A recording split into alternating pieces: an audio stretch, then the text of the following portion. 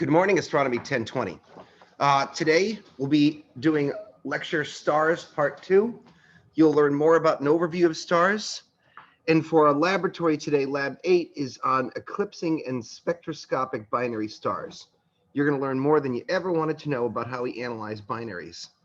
I printed out this entire doodah, which is going to be necessary.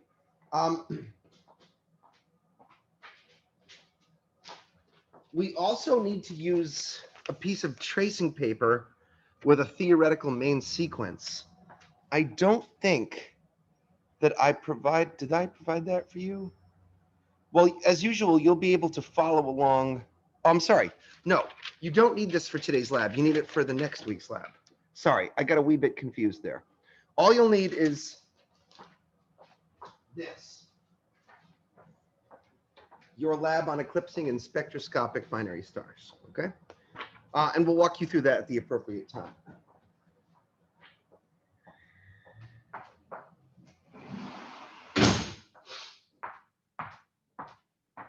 Okay, so let's call up our slideshow and let's take ourselves back to the magnitude system where we ended up last time. Do you guys remember how the magnitude system for stars works? Wait, oh, hold on a sec. Are we really am I only interacting with one human? Are you all trolling me today? That would be kind of crazy, right?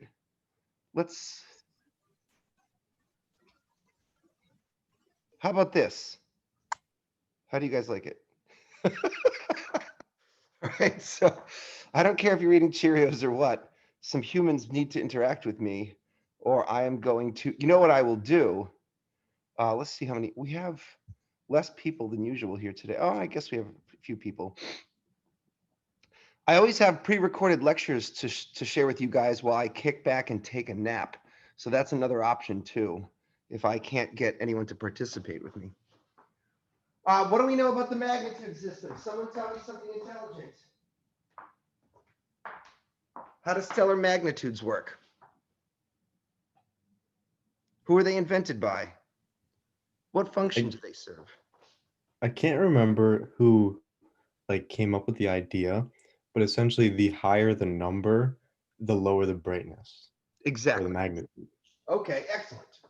So the symbol we use is lowercase m, and that stands for apparent magnitude. Exactly. An apparent magnitude is essentially Hipparchus. Yes, Stacy, that's right. Invented by the famous Greek astronomer Hipparchus. An apparent magnitude is basically a measurement of brightness by eye, where lower rank stars are brighter. So for instance, the brightest star in the sky, Sirius, has an apparent magnitude. Well, okay, the sun is the brightest star in the sky, right? So the sun has an apparent magnitude of -27 because Hipparchus didn't really think of the sun as being a star to be ranked, although we've since extended it. Hipparchus probably made Sirius a magnitude 1, but over the years we retooled the system to be more precise. Today, the great star Vega is given an apparent magnitude of 0. The star Vega in the constellation Lyra is a reference star by which all other magnitudes are measured. And then, a star like maybe Betelgeuse would be a magnitude 1 star. Or Rigel would probably be a magnitude 1 star. I think I have a picture of some of the stars in the constellation of Orion where the magnitudes are ranked. So where are you guys? I lost you. Let's share my screen here and let's go to my slideshow. And this slide is 34. So let me do the drawing here. Here you can see the constellation of Orion. There's the stars in the belt. It's kind of tilted at an angle here. Okay. The star Betelgeuse, which we've talked about extensively, it's the red shoulder of Orion, has a magnitude of basically 0.5. Oh, hey, Austin. I like the fact that you're doing this outside. That's cool.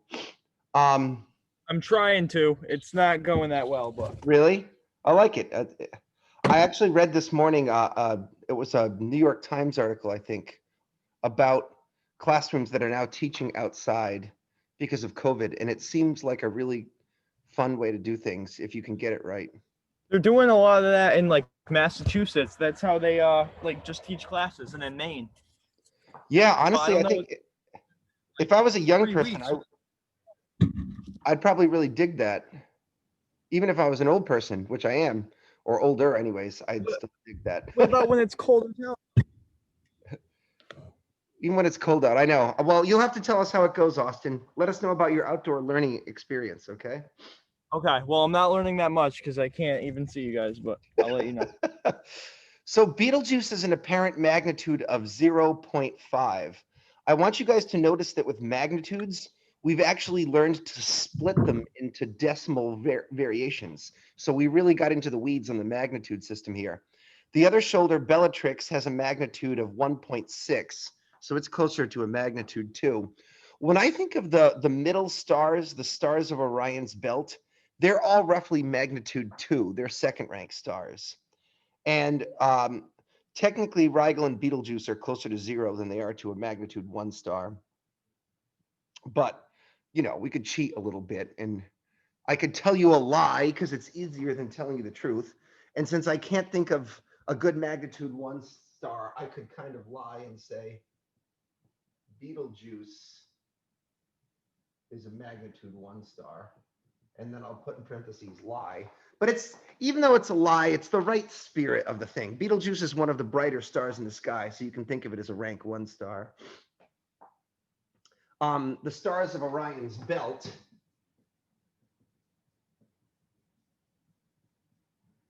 those 3 stars are all roughly magnitude 2.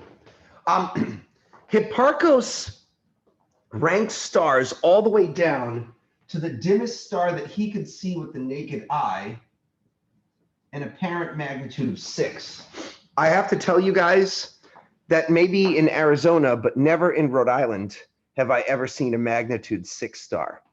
I think the lowest magnitude I can clearly see on a very dark night from CCRI's Jacobi Observatory is a 4th magnitude star, and they are very, very tough to see. Very tough to see indeed. You'll remember that apparent magnitude can extend far beyond this. Today, we frequently measure the magnitudes of galaxies as being close to magnitude 20 or more than that. So the magnitude system is used extensively by astronomers. Now, what we're actually measuring, of course, is brightness. And brightness is typically measured as some amount of watts per square meter. A student could be forgiven for asking the question, Brendan, now that we use CCDs to measure brightness, why would anyone still bother with this magnitude system? It seems old-fashioned, archaic, and backwards. The answer is because the human eye has a logarithmic response to light. And that means the response of the human eye to light is not linear like that dashed line, but instead it looks more like the graph of log x. It kind of curves off there. And what that means is these numbers are a cute way to represent a vast range of brightnesses. The other reason has to do with photography. And you guys will maybe forgive me if I go on a tangent here, because I sort of need to. When astronomers take pictures of stars with a camera, they always use black and white digital cameras. They never use color cameras. And the reason has to do with how color cameras work. I'm going to teach you how your cell phone's cameras work. They work by something called a Bayer matrix.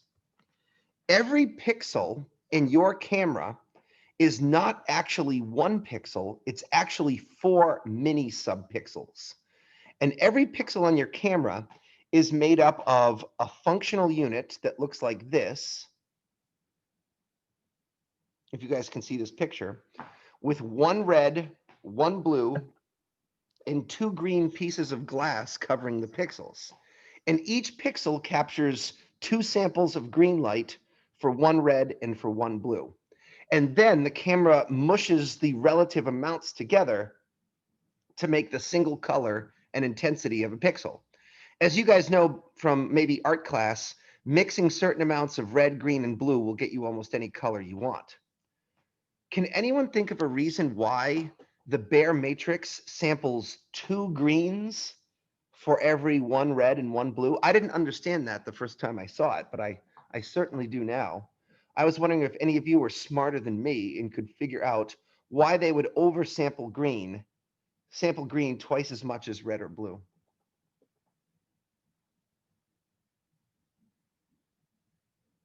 I mean, to be fair, shouldn't some of the pixels sample blue more often? So shouldn't some of them sample red more often? Let's see. Is it because there's not enough green? It's not that, Arunsak. Is it because green isn't a primary color? No, it's not that. It Is it has to do with the human eye's response to light. because we don't like perceive green as intensely as the other colors? In fact, it's exactly the opposite of that, Austin. You see, the human eye also oversamples green when we look at things.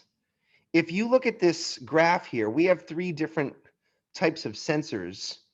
We have these sensors that detect red light and blue light. We have different cones. They're called cones. But without giving you a big old biology lecture, the human response to light is something like this curve here. Your eye might capture, I don't know, for every 10 green photons, your eye can only capture like 3 red photons and 2 purple ones.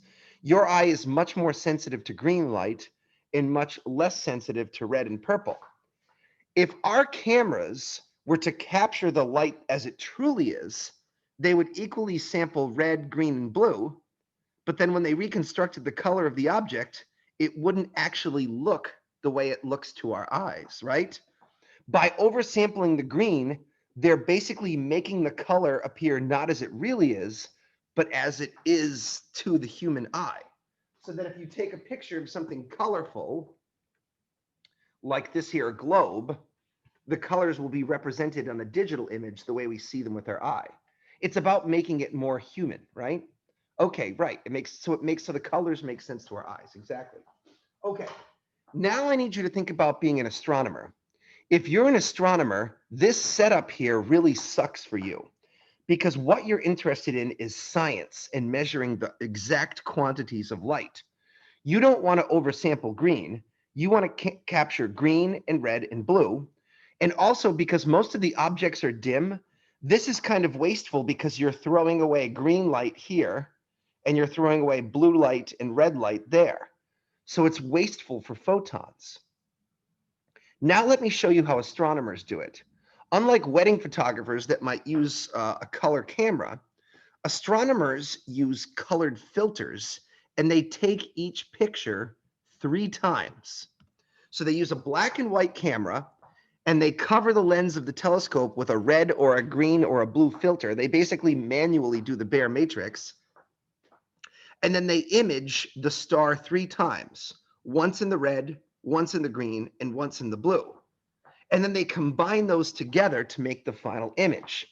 This way, you're not wasting as many photons because each time you're using the whole CCD sensor to capture all the possible red light, all the possible green light, and all the possible blue light. As a case in point, I could show you guys a cool astro photo that I took with my friend Carly, who was a student at the time. And we took this lovely image here of the Orion Nebula. And we took this with the CCRI telescope. And you can see there's a bunch of stars there and some red hydrogen alpha emission. This is basically hydrogen alpha that we captured here. This picture, to make it, we had to take 10 red exposures, 10 green exposures, 20 blue exposures, And then we took 10 more black and white exposures to get extra light to mix in. And we stacked all 50 of those images together to make this one picture. Okay. Magnitudes work really well with colored filters. Yes, I agree, Leonard, Christopher. All right, now it's time to teach you something new. So far, this has mostly been review with a little bit of lesson on photography and astronomy imaging. Now it's time to talk to you guys about a new idea. I'm going to teach you about something called apparent. I'm sorry, let me try that again. I'm going to teach you something called absolute magnitude. And we use a capital M for this.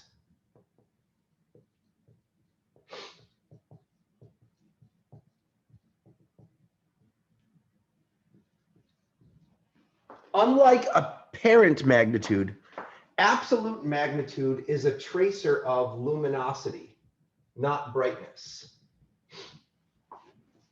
Here's the definition of absolute magnitude. It is the apparent magnitude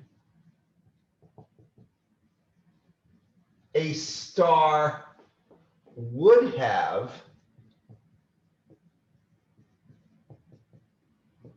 if it were located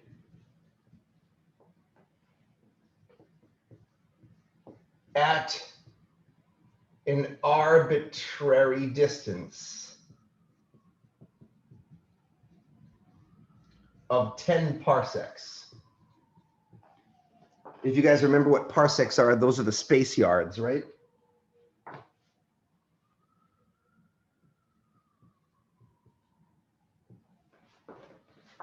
So it's the apparent magnitude a star would have if you could somehow push all of the stars to a distance of 10 parsecs. Just to help drive that point home, I'd like to share a slide with you guys. So here we see a couple of different stars in slide 36. We forget about the fact that some are closer and farther away than 10 parsecs. We push them all to 10 parsecs, and then we ask, how bright would those stars be on our sky? I think the idea was that 10 parsecs was kind of like a near to the sun distance. Like what if it were located at roughly the distance of Sirius or something like that? Here's a little nice way to look at things. If we, let me show you one more cartoon to help here. Let's look at two stars and let's think about it. The sun has an apparent magnitude of -27. If you were to push the sun to 10 parsecs away, it would have an absolute magnitude of +5, meaning it would be one of the dimmest stars in our sky. That tells me that the sun is not the brightest star out or the most luminous star out there. Here's a star called Aldebaran, which is roughly a first magnitude star. If I were to push it to 10 parsecs, Aldebaran would have an absolute magnitude of -1. Which star is more luminous, Aldebaran or the sun?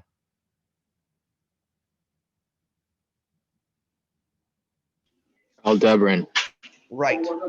If they were both at the same distance, Aldebaran would be brighter. Because I may ask you some questions like this on the test, you might want to take down a little chart just kind of codifying that, okay?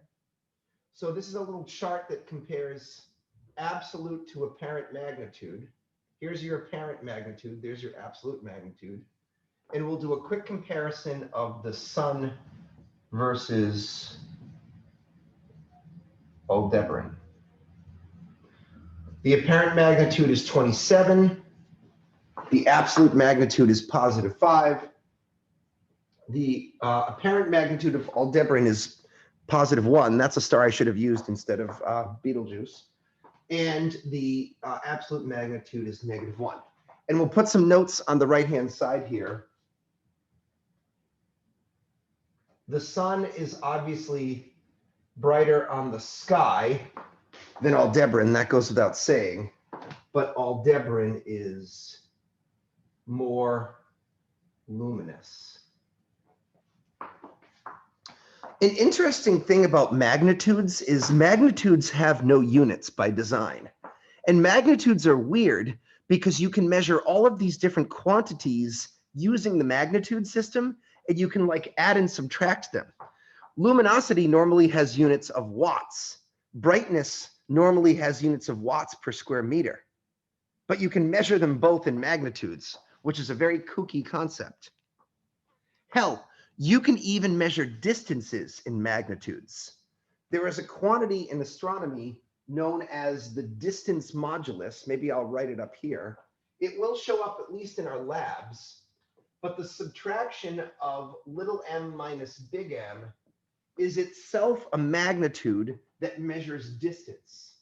It's known as the distance modulus. And a couple of our more technical labs will involve measuring distances to stars. Magnitudes are just something that you kind of need to learn about, even though it sucks to learn about them. And then they just start showing up in random places.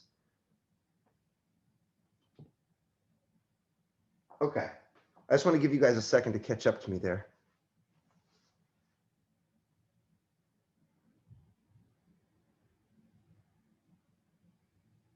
Caitlin, let me know when you're done writing.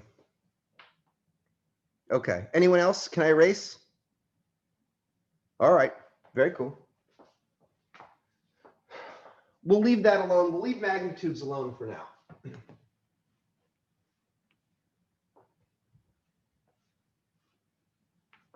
All right.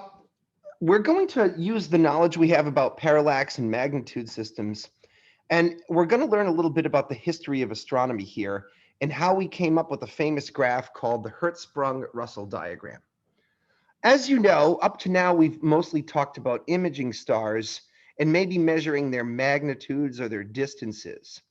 But of course, one of the most important techniques that astronomers use is the art of spectroscopy. Y'all remember what spectroscopy is, right? Okay, so, well, can someone explain what spectroscopy is? Like using words and stuff?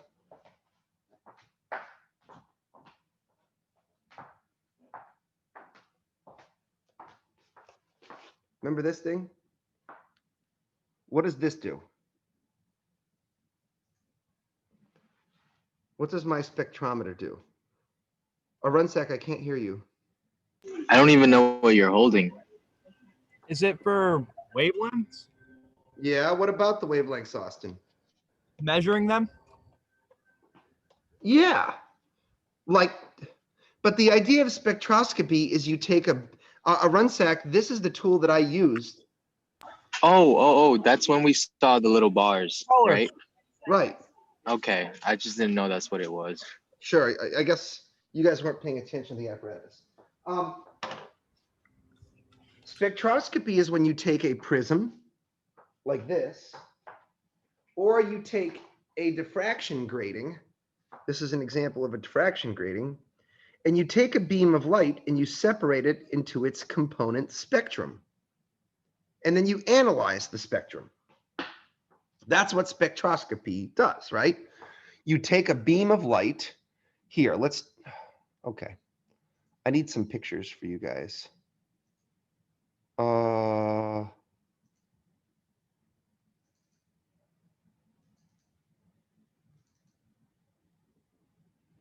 This is spectroscopy, right? Slide 18. It's when you take a beam of light, you send it through a prism or a grating, and you separate that light into its component wavelengths. And then you study the spectra that emerge. What are the three different types of spectra that emerge, students? I need to know that you remember your three types of spectra. Continuous emission. No, that's bad, huh? No, that's good, Austin. Sorry. Okay, You're doing continuous emission and reflection? no Absorption. absorption. Here's continuous, here's the emission spectra, and here's the absorption spectra. What type of spectra do stars produce? Emission. Absorption. That's right. The first person who ever measured the absorption spectrum of the sun was an English scientist whose name was Joseph Fraunhofer. Where's my damn bar? Okay, here we are. Let's call up that solar spectrum BU. Joseph Fraunhofer in the 1800s, I believe, took white light and passed it through a prism, and he basically created the first spectrum of any star, which was the sun. And this is what he saw. He basically took, oh, come on, give me the big one. He took sunlight, he passed it through a prism. He discovered there were all these lines in the spectrum of the sun, and he one by one connected them to lines that he had identified by taking salts and putting them into a Bunsen burner and heating them up. So he identified these with the emission lines that different types of salts would produce when he put them into a Bunsen burner, except there was one element that he couldn't identify because he had never seen it on Earth. Do you guys want to guess what that element was?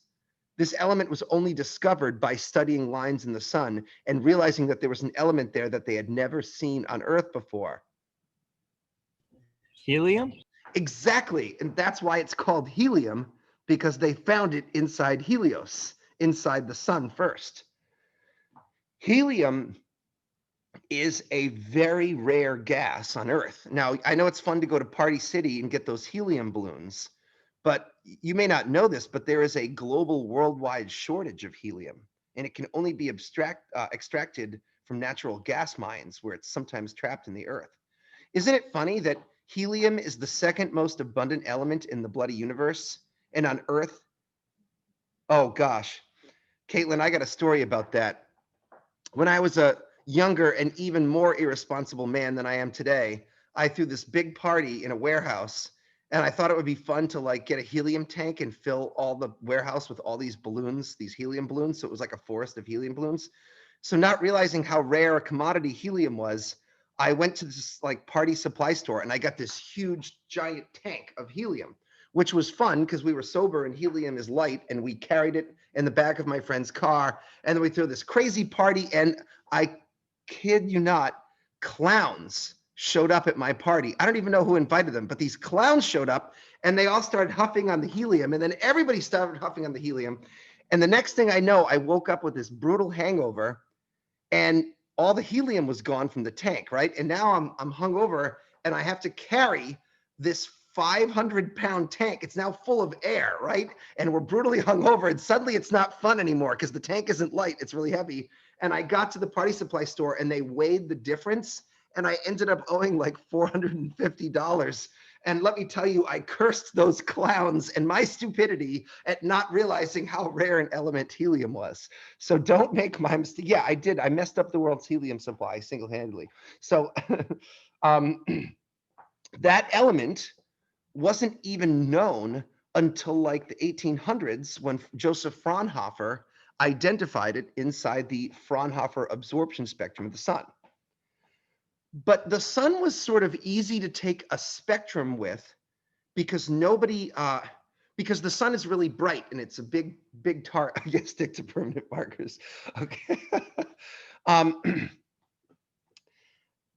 It took a few years before anyone got the idea to actually take the spectrum of other stars. And that's where our history lesson begins today. I want to tell you about this famous astronomer, and his name was Edward Pickering. And you can see an old photograph of him here.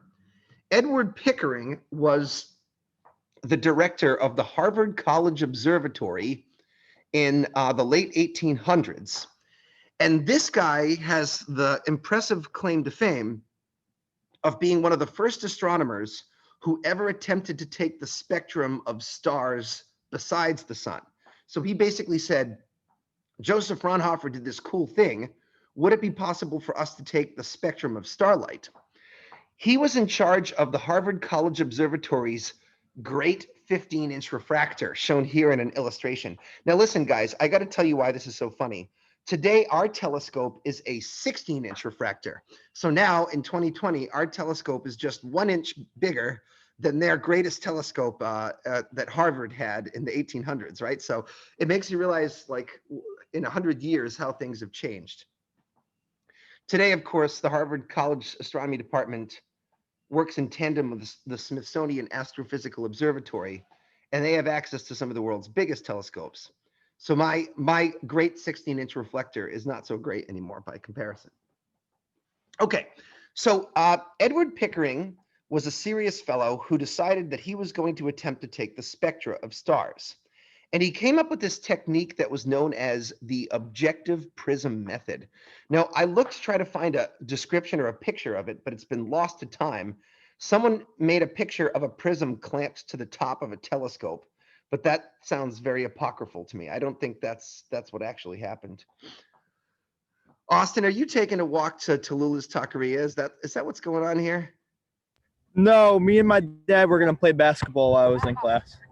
I moved. I'm not homeless anymore. I live in Connecticut for the time being. So. Okay, cool. All right. Well, hey, man, power to you. I want to show you guys, because I want today to be more than just a history lesson. I want it to be a kind of cool show and tell. We have a spectrograph that we use at our telescope.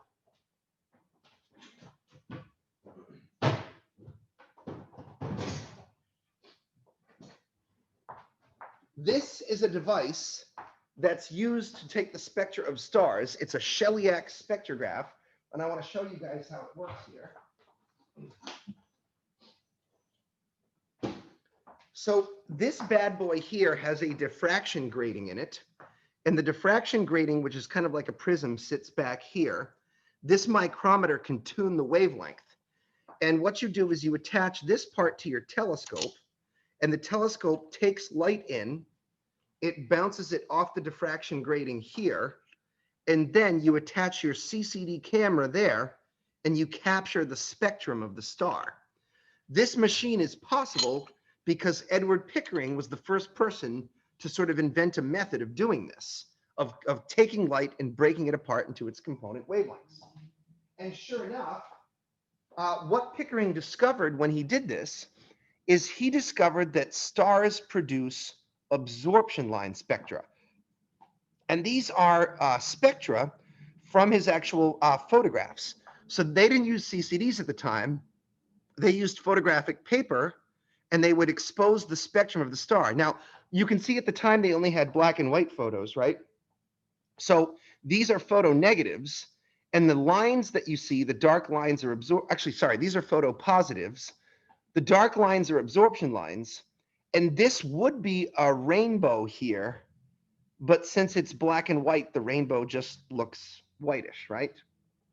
But they knew that this was the rainbow, this was the continuous spectrum, and these were the dark absorption lines on it. So an interesting story happened here. Edward Pickering was famously a sort of a gruff fellow, and at the time, him being a famous Harvard astronomy professor, he wouldn't spend all night out at the telescope. He would probably want to go home to his fancy Back Bay apartment and eat Cornish game hen with his wife or something. So he would have these graduate students who they called clerks, and the graduate students would be being trained in astronomy, and they would stay up all night capturing the light from the telescopes and taking the spectra.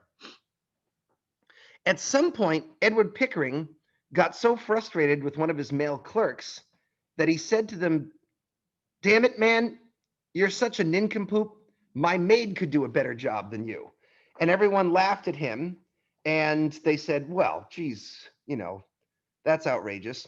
And Pickering got so upset that he actually fired his clerk, and he instead hired his maid, an Irish immigrant who was a single mother and cleaned his apartment in Back Bay, and he deeply respected her competence. So he hired Williamina Fleming to go and capture the spectra of starlight at the Harvard College Observatory each night. And this turned out to be one of the smartest decisions she'd ever made. Williamina Fleming turned out to be a very talented astronomer. She is famous for having been the first person to take an image of the Horsehead Nebula, which is now an iconic image in stellar astronomy. And she actually captured many, many absorption spectra of stars and became so good at analyzing them that she could quickly identify elements inside of a star's spectrum at a moment's glance. Now, Pickering had such good success with his maid, Williamina Fleming, that he realized he was onto something, and he went out and decided to hire a whole bevy of ladies to work for him under the tutelage of Williamina Fleming, his maid. And here's Pickering standing there with what are known today as the Harvard computers. He referred to these women as his computers, but to all of his male colleagues, they were known as Pickering's harem. Okay, so in fact, when I learned the story of this, I learned them as Pickering's harem, but now it's considered no longer polite to say that. Now we call them the Harvard computers, okay? He referred to them as his computers, and each of these women made fundamental contributions to astronomy in their own right. Now, it may be hard for some of you young people to understand, but in 1900, women did not do science. They were not really allowed to do science. And these women did graduate from local women's colleges, but being a professional scientist would not have been an option for them. So what Pickering was doing was a little bit out there. It was a little bit strange. And definitely not all of his contemporaries approved of it. However, he found that he could hire many of these women and unfortunately paid them a fraction of the men's wages, and he basically used them as human data processing centers so he could analyze hundreds and hundreds of stellar spectra. Now, here's a picture from the Harvard College Observatory in 1889 or so, and you can see Williamina Fleming and the computers doing various aspects of astronomy that we still do today. And I'd like to point out a couple of features of this photograph because it was hard to find, and I think it's very interesting. So here you can see their observation logbooks from what they would capture in stars, data from stars at the observatory. Do you guys notice these books? You still can buy them at the store today. That design of notebook has been around since 1900. I think that's very interesting. They would take the photographs and they would put the stellar spectra here, right? And there they have a magnifying glass so they can analyze. There's a magnifying glass. They're analyzing the absorption lines, okay? Here, a woman in the background, do you guys recognize what this is? Can anyone guess what she's doing there? What's that? What's going on? Do my students understand this picture? What is she doing? No?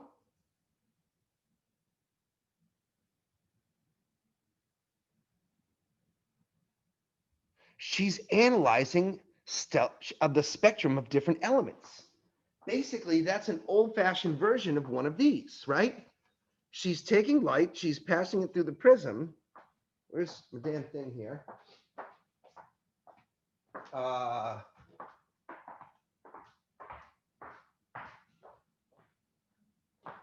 Here. She's taking some light source, like some element like hydrogen or maybe mercury, and she's heating it up inside of that oven there. And then, let's see here, where are you guys? She's passing it through a slit and she's analyzing the spectra of the light. Well, I'm trying to do this quickly here. It's not working that well. Basically like this thing would do, right? You take the spectrum of this light source, you see a complete rainbow. So she's analyzing different elements so that they can reference them in the spectra. Also, do you guys see this? This is their capture of the changing magnitudes of a variable star. You're actually going to be doing this in one of your labs. You're actually going to reproduce this plot. This is the star Beta Auriga, a famous variable star. These Harvard computers were the first people to study variable stars. So you can see these women doing all these aspects of modern astronomy that we still do today. You don't understand. These gals, they wrote the book on how to do modern scientific stellar astronomy. It's very cool stuff. Okay, so originally Pickering had a concept, and let's take some notes now. So Ed Pickering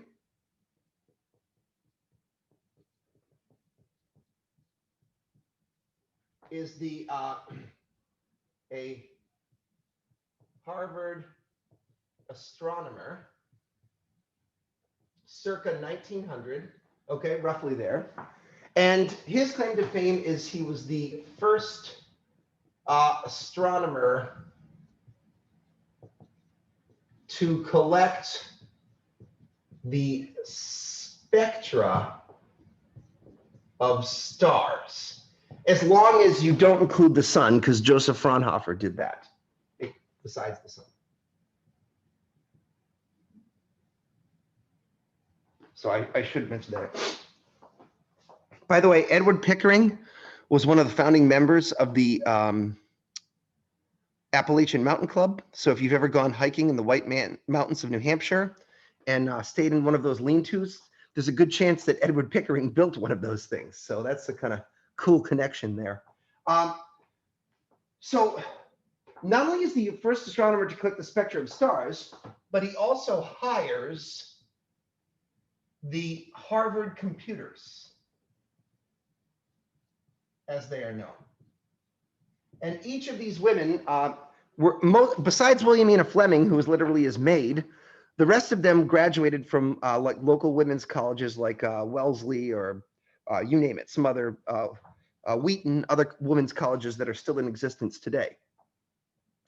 And they begin to analyze the spectra of stars.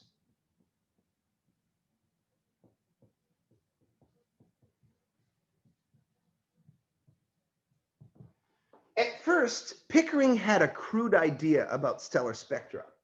And I want to just show you some stellar spectra so you can see the different types. Pickering's concept was to label them in alphabetical order, A, B, C, D, and to rank them in terms of the types of absorption lines they had. So you guys will recognize these three lines here as being the three absorption lines created by the element hydrogen. This is hydrogen alpha, a red line at 656 nanometers. This is hydrogen beta, a blue line at 480 nanometers. And this is hydrogen gamma, the purple line of hydrogen. And the idea was that they would classify other stars in terms of other lines that were not as strong as hydrogen. At the time, Pickering and the computers did not realize that all stars have almost the same chemical compositions. But his computers became so good at analyzing these stellar spectra that two of them, Antonia Murray and Annie Jump Cannon, proposed that we reorder Pickering's classification and classify the types of stars not by whether or not they had hydrogen, because as you can see, all the stars shown here seem to have hydrogen and absorption lines in their spectrum, but instead on the strength of the overall number of absorption lines. And they reorganized the spectral types of stars. And you have to understand, Pickering was cool enough where he gave them the autonomy to say, hey, Pickering, your original idea was stupid and it doesn't make any sense. We've been looking at these stellar spectra, and we now realize that we should reorder your original sequence into what is now known as the Harvard Spectral Classification System. The Harvard Spectral Classification System, which is more commonly known to astronomers as a star's spectral type. And they classified the stars into lettered categories that don't seem to make any sense, because originally Pickering's letters were A is for hydrogen, B is for less hydrogen, C is for helium, something like that. And they ended up keeping those letters, but they basically reshuffled the index cards into this sequence: O, B, A, F, G, K, M, where O stars represented blue stars that had very few absorption lines.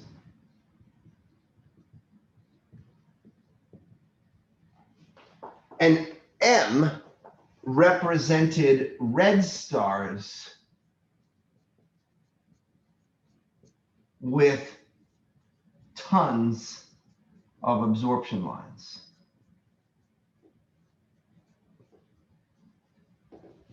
So the brilliant idea that these computers had, by the way, a G-type star is the same as the sun. Our sun is a spectral type G star. I think you should just look at a modern picture of different spectral types here. So I want to see if you guys can understand what's going on in these pictures. You see O, B, A, F, G, K, M, the spectral types of stars. Notice that for O-type stars, you can see some faint lines, but mostly it's a smooth rainbow. A-type stars were the original ones classified by Pickering to have very strong hydrogen features.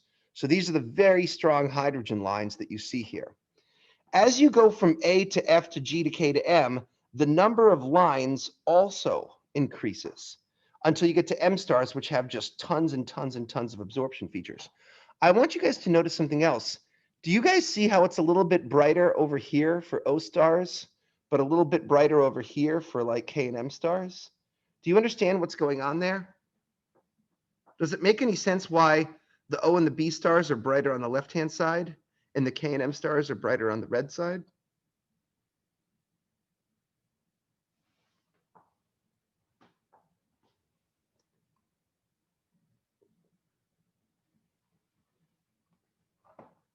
No? No brilliant ideas there?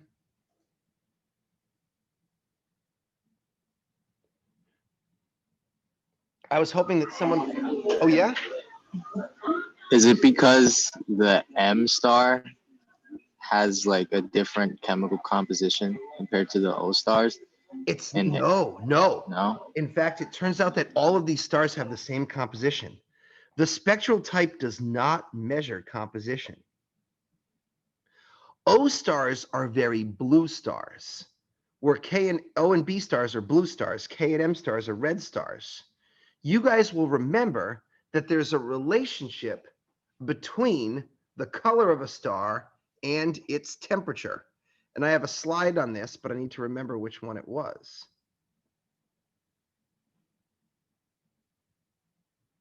'62, and this is 48. 62, 48, I can do that. Blue stars have peaks that peak in the blue end of the spectrum or in the ultraviolet. Yellow stars like the sun peak in the middle of the visible spectrum, and the cooler, dimmer red stars peak on the red end of the spectrum. Basically, what you are seeing there is Wien's law in effect, where the stars get brighter towards the red end of the spectrum when they're cool, and they get brighter towards the blue end of the spectrum when they're warm. This is basically a visual representation of Wien's law, which you guys have studied before. A couple of things to mention. Therefore, oh, that's nice. I'm glad that meant something. What they were measuring when they measured spectral type is it's a measurement of temperature. And I want you guys to somehow write this down. Each of these spectral types is tied to temperature. I guess I'll have to erase this a little bit. O stars have temperatures of around 30,000 Kelvin. G-type stars like the sun have temperatures of 6,000 Kelvin, and M-type stars have temperatures of 3,000 Kelvin.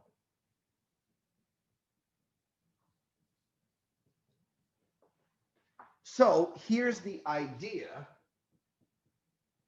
The idea is that spectral type is a way to directly measure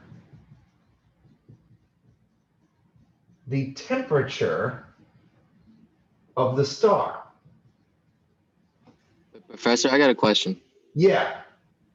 Why is it that so the M stars, they have a lot more lines than the O stars? Why is that? in the I'm going to tell spectrum? you that's a great question, Runsack. In fact, to Runsack, that is the central question. And I want to reveal it as a big surprise because the Harvard computers were trying to figure that out too. Okay? So hold on for 1 second. I'm going to get to that. But I'm very glad you asked that question. You're thinking just like they did. Okay? A couple of things. By the way, guys, you don't get to go out to Betelgeuse and dip your thermometer into its photosphere, right? Like, how the hell do we know what temperature a star is? Because these gals were smart and good at analyzing stellar spectra. I also want to mention before I forget that there's a legendary mnemonic device to remember the spectral types of stars. People have been using it for hundreds of years. It goes, oh, be a fine girl or guy, depending on your preference, kiss me. And this is the mnemonic device that astronomy students have used for over 100 years to memorize the spectral types of stars. The idea, though, the idea that I want you to really focus on is the spectral type. Taking the spectrum of a star is a direct way to measure the temperature of a star. God, what is, I don't know. If you have a better one, Christopher, you can give it a shot.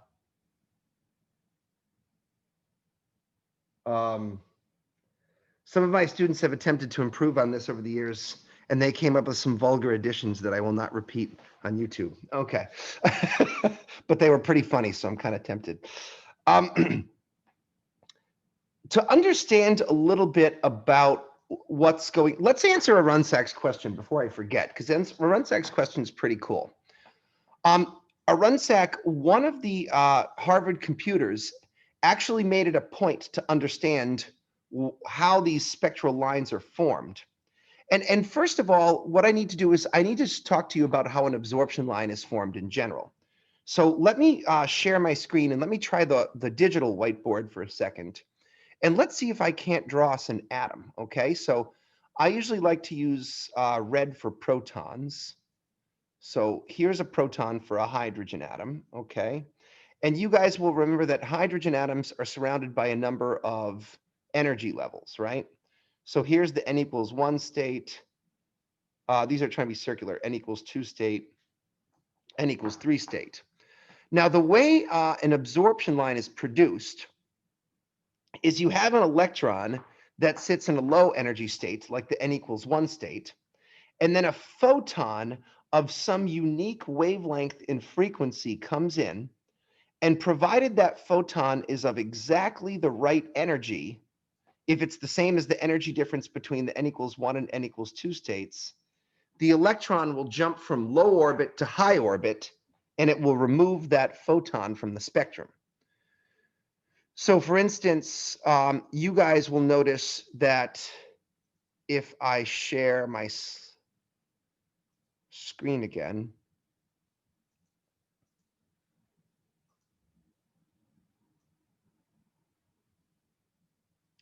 in this picture of a hydrogen spectrum, I'm trying to do this nice and slow so I don't lose you guys. 15. Hydrogen alpha, here, the red line, is produced when an electron drops from orbit 3 to orbit 2, releasing a photon of 1.9 electron volts, which is red. But if instead the electron happens to be sitting at the n equals 2 state, it can absorb a red photon at 656 nanometers, and the electron will then jump from the n equals 2 to the n equals 3 state, resulting in a hydrogen alpha absorption line. Now, here's where things get good. One of the Pickering computers, and this is a bit of astronomy history that you can't get in the book, but I thought it would be cool for you guys to know this. Cecilia Payne Gaspachin analyzed absorption lines, and she wrote what is considered the gold standard, the most brilliant astronomy PhD thesis ever written. In 1925, her PhD thesis was titled, quote, "Stellar Atmospheres, a contribution to the observational study of high temperature in the reversing layers of stars."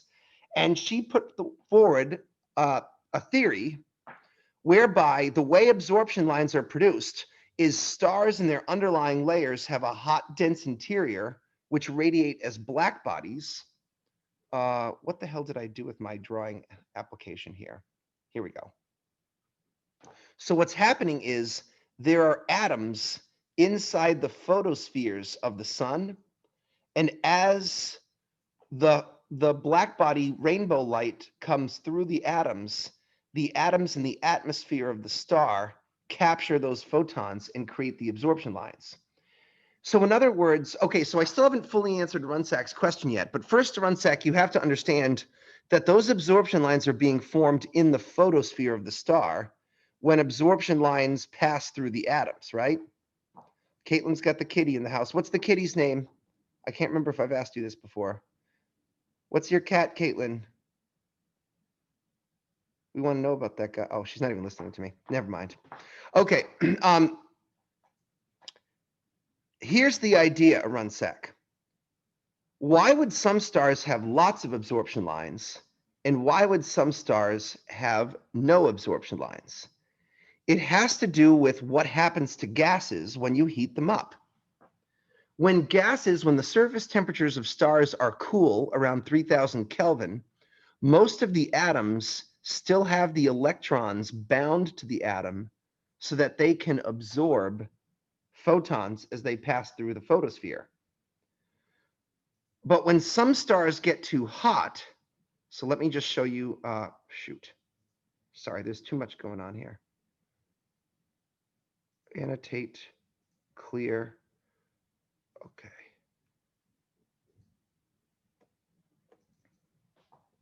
Runsack, I think for a visual aid, I need a picture of a lecture that's coming up to explain this to you. I want to show you 3 different stars, a red star, a blue star, and a sun-like star. Sorry. Here we go. The simple answer to your question, Runsack, which I should have done is, oh, fudge. These types of stars here, the red stars, are very cool, so they have lots of neutral gas that can absorb lots and lots of absorption lines. As the star gets hotter and hotter, less of the gas is in the neutral state and more of it becomes ionized, and they can only produce a few absorption lines. By the time you have a star that's like 20 or 30,000 Kelvin, this star is basically an entire ball of plasma. All of the electrons are completely stripped off of the atoms, and if the electrons are missing from the atoms, they cannot produce absorption lines anymore. That's why the number of absorption, see what I mean? You had to go through a couple of pieces of logic there to understand that. Anyways, that's what this woman's PhD thesis was about, understanding why the number of absorption lines relates to temperature. So Runsack had a great question there. By the way, I want to point out so that you guys can understand, today in modern astronomy, when we look at absorption lines, we don't do it the old-fashioned way that Pickering and his team did. They used to actually just analyze how dark and deep these lines were on a piece of photograph. Today, we scan the photograph with a CCD, or we basically scan the intensity, and we make plots that look like this. I want you guys to understand that this picture here is the same as this picture here, except what we're doing is we're plotting the intensity of light as a function of wavelength.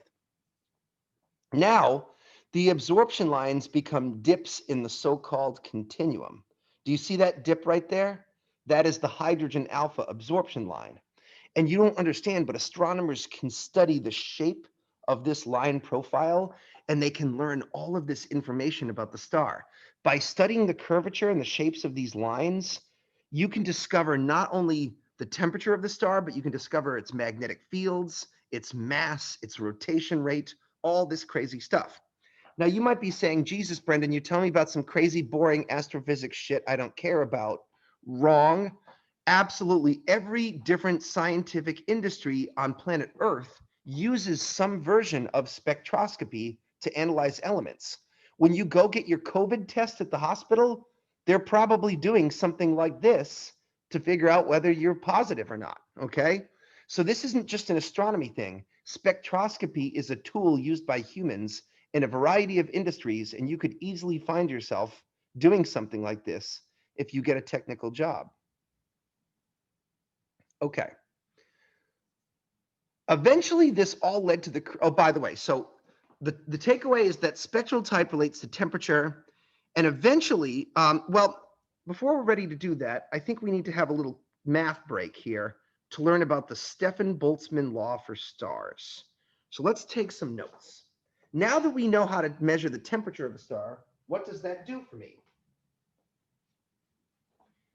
It allows me to use temperature to learn about a star's radius and a star's luminosity. Introducing the Stefan-Boltzmann law for stars.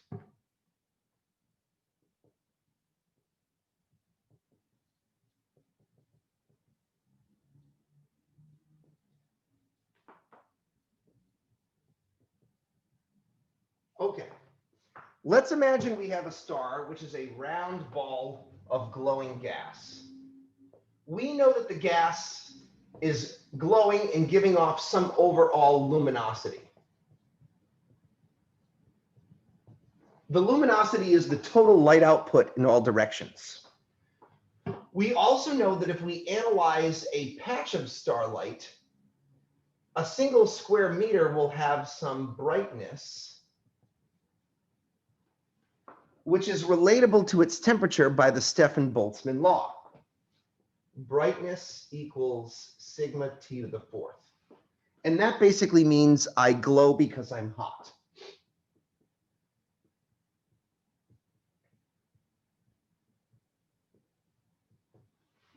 As you guys saw in your exam, we can also analyze this star in terms of the inverse square law. We can say that the brightness of a star is equal to its luminosity over its surface area, 4 pi r squared. That means I take the light output of the entire star and I divide it by the surface area to get the brightness at one of these little patches. But these patches are glowing because of temperature. So I can set this equal to sigma t to the fourth, and I can now eliminate brightness and solve for the luminosity of the star. The luminosity of the star goes as 4 pi r squared times sigma t to the fourth. This is known as the Stefan-Boltzmann law for stars. And the meaning of the Stefan-Boltzmann law for stars is like this. The luminosity of a star, its light output, depends on its radius squared times the temperature of the fourth. Where I've used the proportionality symbol here to get rid of the 4s and the pi's and the Stefan-Boltzmann constant.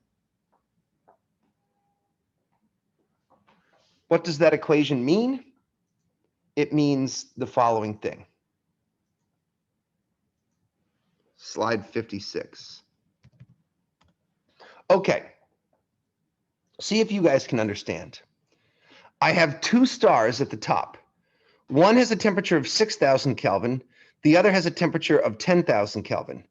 The 10,000 Kelvin star is the same size as the 6,000 Kelvin star, but the 10,000 Kelvin star produces more luminosity. Who can tell me why in simple words that are not hard to understand? Why should a 10,000 Kelvin star produce more light than a 6,000 Kelvin star? I glow because I'm hot. I glow because I'm hot, and if I'm hotter, I will glow more. That's it. Now analyze the bottom. I have 2 stars at the same temperature.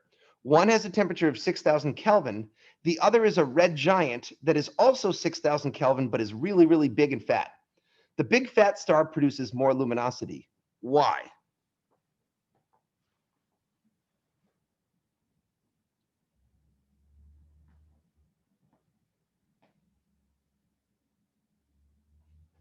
Anyone? The radius. So keep going. There's more area we can see. There's more area to shine, but you basically had it correct. Sure. Yep. Right, because look, do you agree, Arunsak, that if I made 1 square meter patches on this star, there would be more square meter patches on this star than there would on the other star, right? but each of these panels is glowing like a little light bulb, right? So there's more square panels on this star than on that star. The surface area, as you correctly said, is greater. Therefore, it shines more light. That's what the Stefan-Boltzmann law is saying.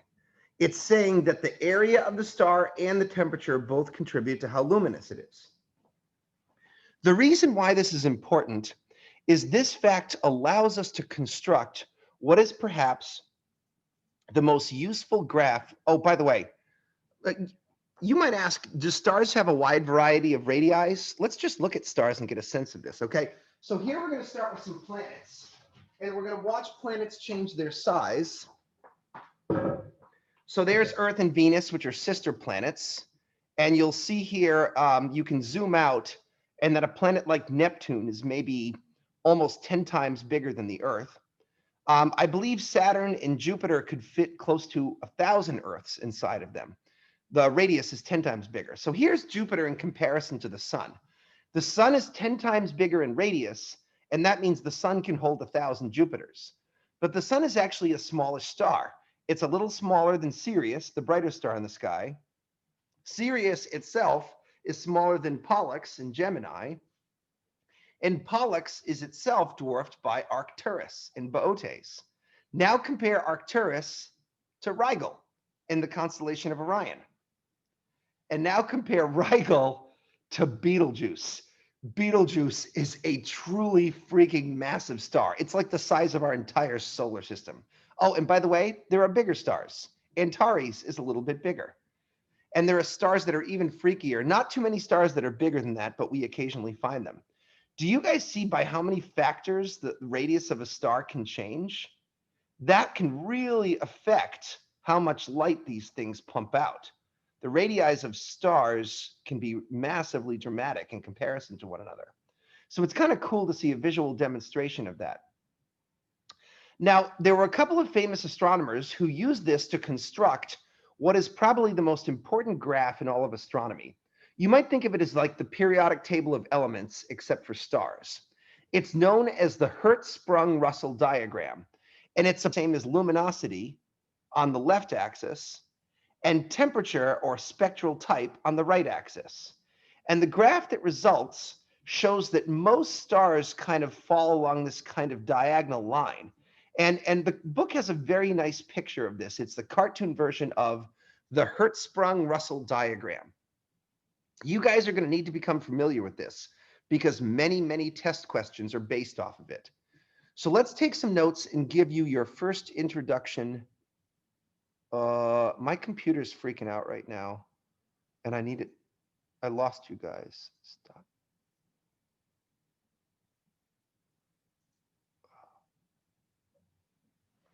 Oh, shoot. You haven't disconnected, so you're good. Oh, thank you fucking someone for talking to me because I can't see anything right now. Okay, Jesus Christ. I was like everything just kind of froze for a second. All right. Fuck. I do not have time for computer issues right now because I'm running out of time. I'm trying to stop the share on my screen and I'm getting the little wheel of death here, guys. So I need to kind of close some background memory somehow. Let me see if I can close some stuff. I should get rid of as many tabs as possible. Internet tabs. I should close Excel. Fine. I cannot seem to exit the share mode. Let's close that. Stop the share. All right, this is a new problem I have never experienced before, and I can't say I'm enjoying it. I need to, oh.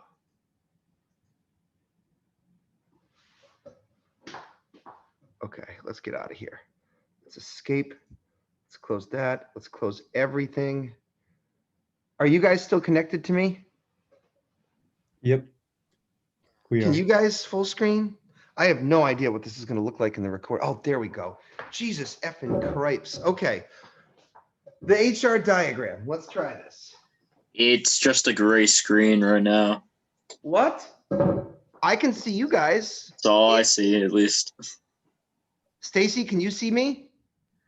I sent a picture in chat of what I see. Could I see a black you guys screen. just start talking to me here? Stacy, I can't hear you. You're muted. Wait, so Austin, you can't see me? Caitlin, are you I with see a us? Or are you gray just like screen, eating and then I sent a Cheerios or picture what? of how you were frozen. If anybody wants to look at that. I'm here. Can you see me, Caitlin? No, you're black. Black screen. What? Yeah. Video also froze when you were sharing the screen.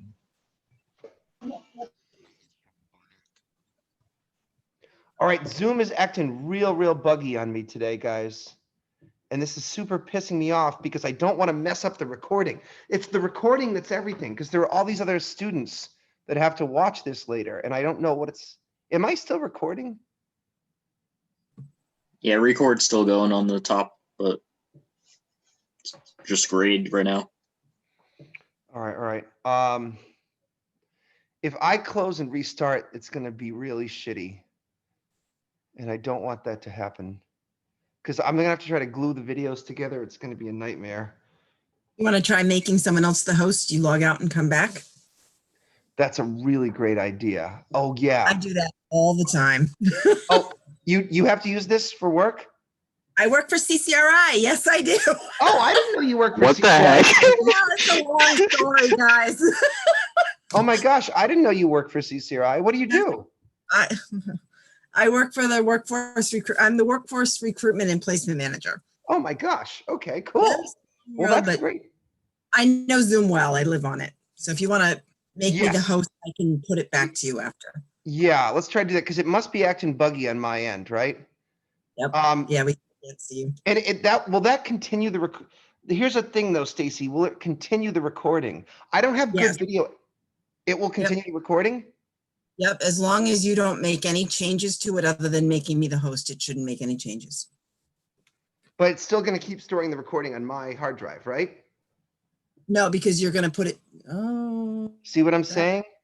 yes, I do. No, I don't know. Can you see me yet? No. Still black screen. Bloody hell. All right. I'm gonna do this. This is Professor, really stressing. you get on us about being trolls all the time, and now this is how you I can retire? see me. The thing is, I can see myself. Well, things are acting real bad here right now. I don't understand what I did to make Zoom this way. Like,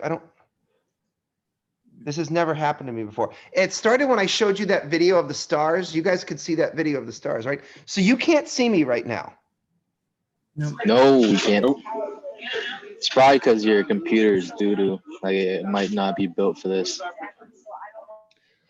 No, it's been up. You know what's happening? Every single thing I do on Zoom gives me the wheel of death right now. So what I need to do is I just need to stop the recording and end the session and start it again. And I've lost like 15 fucking minutes. This is really irritating. Sorry. Okay. I need to get out of here. I need to figure this out. So what I'm going to do is I'm going to end this session. It's going to start trying to process the video. And then I'm going to give you guys a new link. Okay. Oh, whoa. Oh my gosh. All of your chats just came through. Can you see me now? I saw like No. a picture. For a second, like, we saw test picture you had. AS1020, I'll be back shortly, but now you're black again. Yeah. Guys, I'm so confused. Okay, I have to wait for the wheel to stop spinning, and then I can stop the recording and end the session. Or I'm just. Do you want to try making me the co-host, Professor? If you can, maybe I can help you. I need to. So what's happening right now with me, Stacy, is the blue. My mouse is a spinning blue wheel, which means don't talk to me. Don't deal with. It doesn't want me to. It's saying Zoom meeting is not. I'm gonna have to end this. The thing is, if I lose this recording, it's gonna be very ugly. I don't know what the night students are gonna do, so I'm a little stressed. I'm just going to end the session and I'm going to send you guys a new link. Okay. Stacy, while your idea is good, it's the recording that I'm really concerned about here. You see? No worries. Okay. Hold on a sec. I've got my mouse back.